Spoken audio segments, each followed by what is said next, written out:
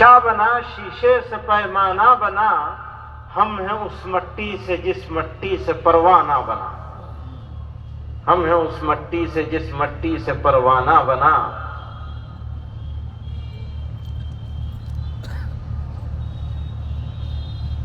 تو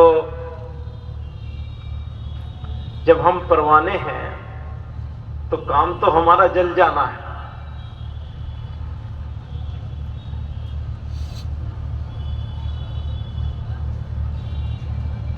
شاعر نے اس کو دوسرے انداز سے بھی کہا ہے،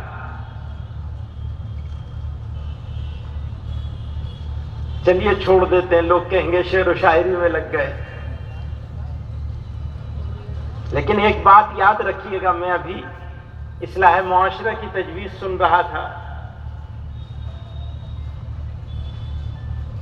تو بدلاؤ کی بات ہے، تو میں اپنے دوستوں سے برابر یہ کہہ رہا ہوں کچھ 2-3 سالوں سے، کہ جو لوگ بھی اپنی تقریبات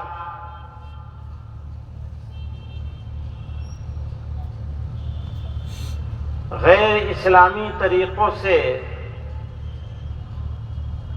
غیر شرعی طریقوں سے، کفریہ طریقوں سے کر رہے ہیں، جمعیت علماء ہند کو ان کے خلاف لڑنا چاہیے۔ اگر ظلم ہوگا تو ظلم کے خلاف کون لڑے گا؟ جمعیت لڑے گی یا خاموش بیٹھی رہے گی، تماشا دیکھے گی؟ تماشا تو نہیں دیکھ سکتے نا، لڑنا پڑے گا، چاہے اندر سے ہو رہا ہو چاہے باہر سے ہو رہا ہو۔ تو ہم لوگ باہر سے تو ظلم کے خلاف لڑنے کو بہت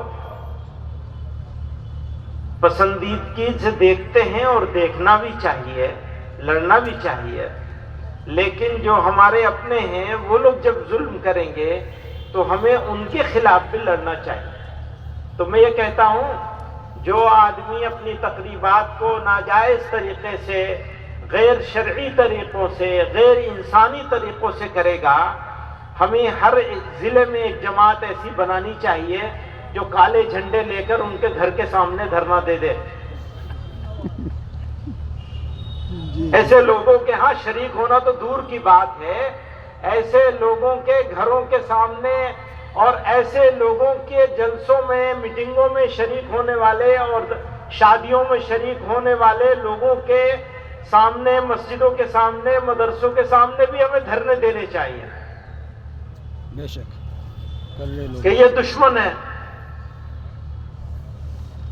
تو لیکن اس سے پہلے تو ہمیں خود ہی شریک ہونا اور اس سے رکنا پڑے گا، خود ہی کرنے سے رکنا پڑے گا، پھر شریک ہونے سے رکنا پڑے گا، پھر یہ تیسرا مرحلہ ہے۔ پہلے 2 مرحلے ہمیں طے کرنے پڑیں گے، فیصلہ ہمیں کرنا پڑے گا کہ ہم کریں گے یا نہیں کریں گے، اور نہیں کریں گے تو ہم کمزور رہیں گے۔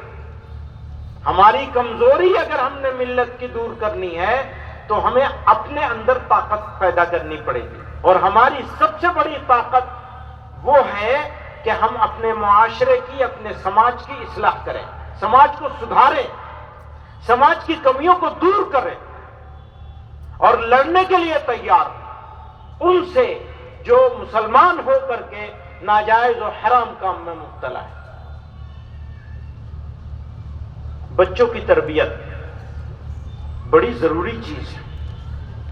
میں والدین سے کہتا ہوں، بھیا اتنا دھیان کر لو جتنا تم اپنی بکری کا دھیان کرتے ہو، اتنا ہی اپنے بچوں کا دھیان کر لو۔ یہ پیغام ہر گھر تک، ہر ماں تک، ہر باپ تک جانا ضروری ہے کہ تم جتنا اپنی بکری، اپنے گھر میں پلی ہوئی مرغی، جانور کا دھیان کرتے ہو، کم سے کم اتنا اپنے بچوں کا دھیان کر لو۔ اگر اتنا بھی دھیان نہیں کرو گے تو اپنی نسلوں کی حفاظت کیسے کرو گے؟